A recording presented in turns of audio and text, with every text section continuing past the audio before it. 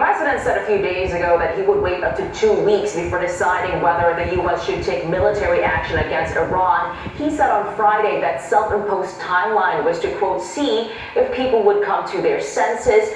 Now we're learning it may have been a ruse to create an element of surprise.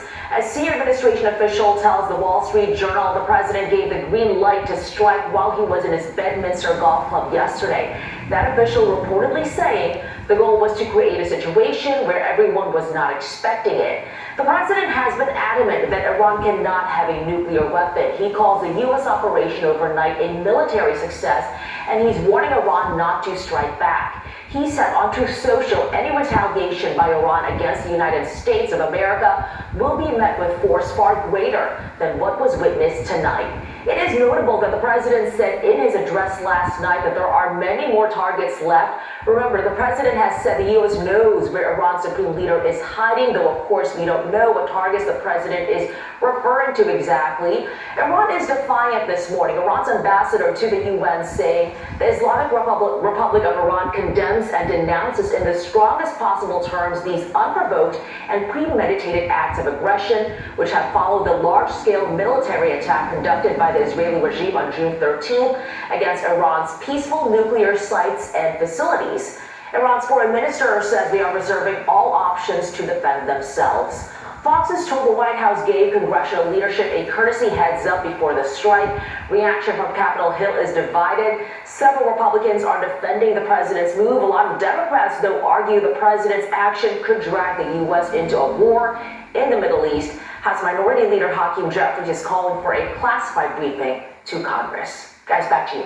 Madeline Rivera, a lot for us in Washington. Maddie, thank you. With that, let us bring in Ellie Cohen. She served as a deputy envoy in the State Department during President Trump's first term.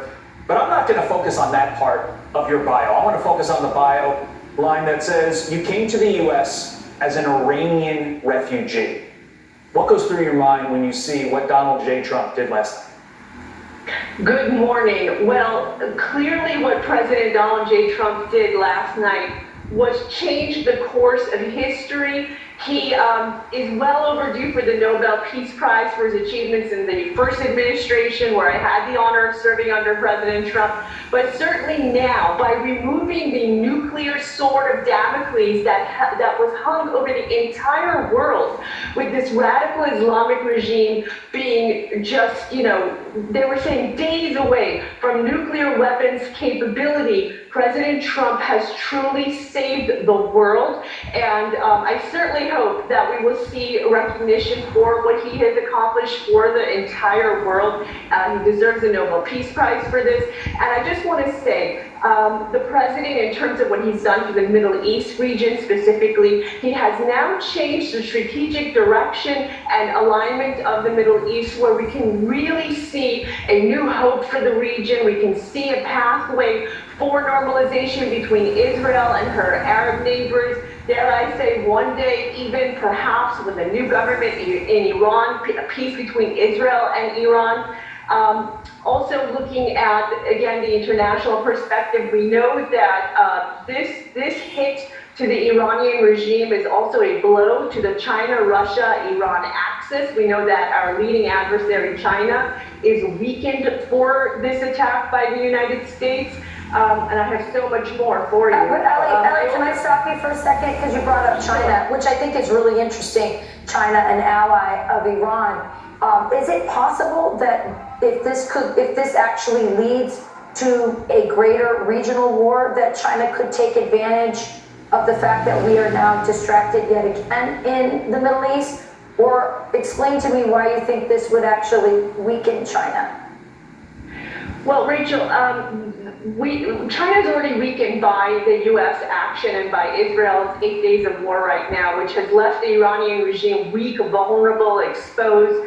I've been saying that the Ayatollah has no clothes. The reason being that China was the leading buyer of Iranian oil at discount prices, and the Chinese have been very dependent on these Iranian oil. So it very much is a blow to China, but also more because of the strategic look that China was not able to do anything really to come to the Iranian regime's rescue. And so this growing axis that we had seen develop between China, Russia, and Iran, this has taken a big blow by the U.S. action, and it is leaving the United States that much stronger. And in terms of Iranian actions in response to the president's blow last night, I don't see the Iranians daring to escalate with the United States, because the president has shown them that every threat that he has made to the Iranians, he's carried out, and he's now made it very clear to them that if there's any retaliation to the United States, the Iranian regime will basically crumble. Right. And so I don't.